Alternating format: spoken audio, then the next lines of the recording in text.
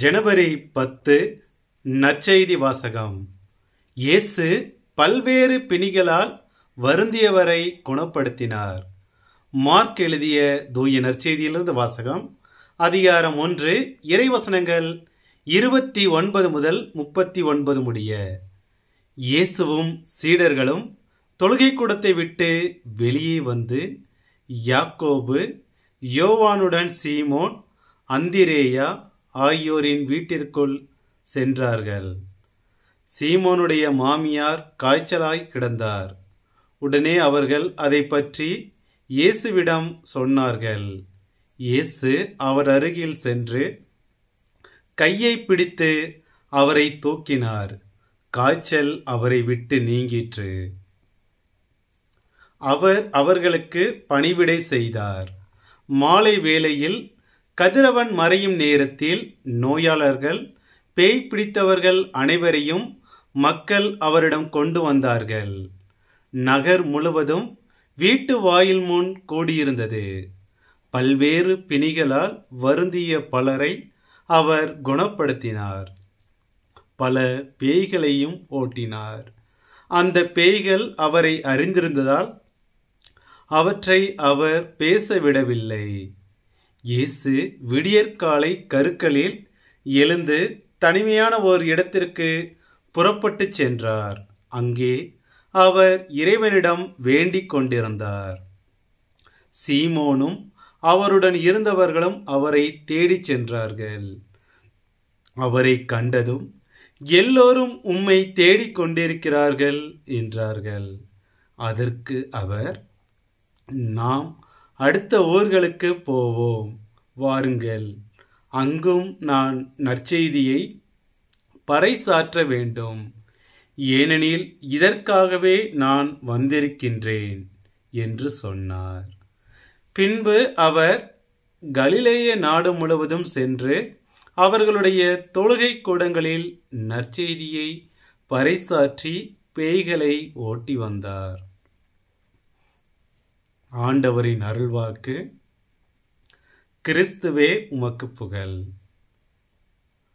பொதுக்காலத்தின் முதலாவது வாரம் புதன்கிழமை.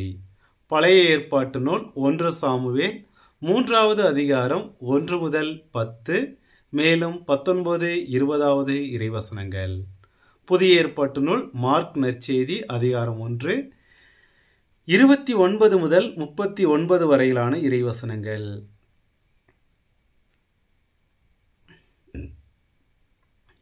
அழைக்கும் இறைவன்.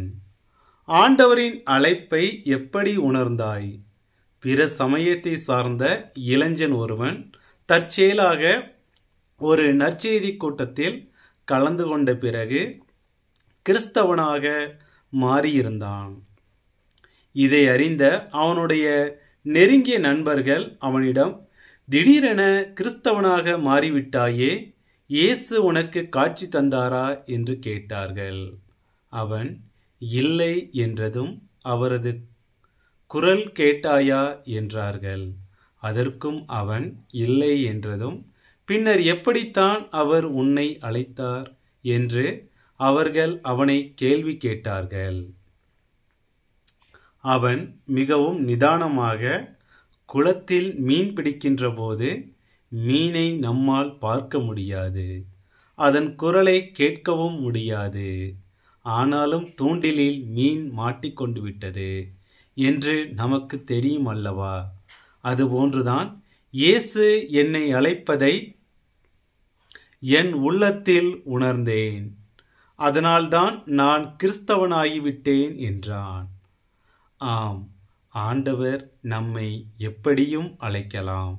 அந்த அடிப்படையில் இந்த நிகழ்வில் வரும் இளைஞனை இயேசு அழைத்தது நமது கவனத்திற்கு உரியது. இன்றைய முதல் வாசகத்தில் சாமுவேலின் அழைப்பை பற்றி வாசிக்கின்றோம். அது குறித்து நாம் சிந்திப்போம். திருவிவிலிய பின்னணி.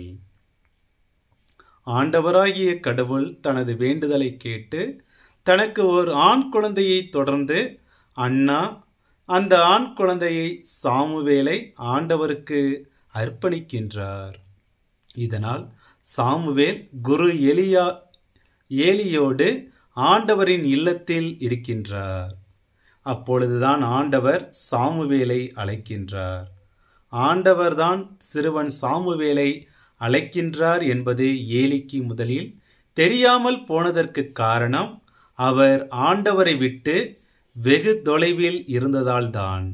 பின்னர்தான் அவர் சிறுவன் சாமுவேலை ஆண்டவர் அழைக்கிறார் என்பது உணர்ந்து, ஆண்டவரே பேசும், உம் அடியான் கேட்கிறேன் என்று சொல்கின்றார்.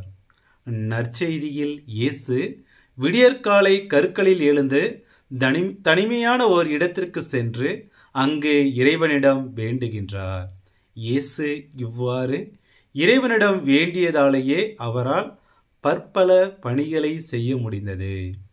ஆண்டவரோடு ஒன்றித்திருக்கவும் முடிந்தது. ஆகவே நாம் இயேசுவை போன்று சாமுவேலை போன்று ஆண்டவரோடு ஒன்றித்திருக்க வேண்டும். அப்போதுதான் அவர் நம்மை அழைப்பார். அவரது பணியை செய்ய அவர் நமக்கு ஆற்றலை தருவார். சிந்தனைக்கு இறைவேண்டல் மூலம் இறைவனுக்கும் நமக்கும் உள்ள இடைவெளியை குறைக்கின்றோம். இறைவேண்டல்தான் எல்லா பணிகளையும் செய்வதற்கான ஆற்றலை நமக்கு தருகின்றது. ஆண்டவர் நம்மை அழைக்கின்றார். அவரது குரல் கேட்கத்தான் பல நேரங்களில் நாம் தயாராக இல்லை. இறைவாக்கு: என்னை விட்டு பிரிந்து உங்களால் எதுவும் செய்ய முடியாது. யோவான் 15:5 என்பார் இயேசு. எனவே நாம் இறைவனோடு ஒன்றித்திருந்து அவரது பணியை செய்து இறையருளை நிறைவாக பெறுவோம்.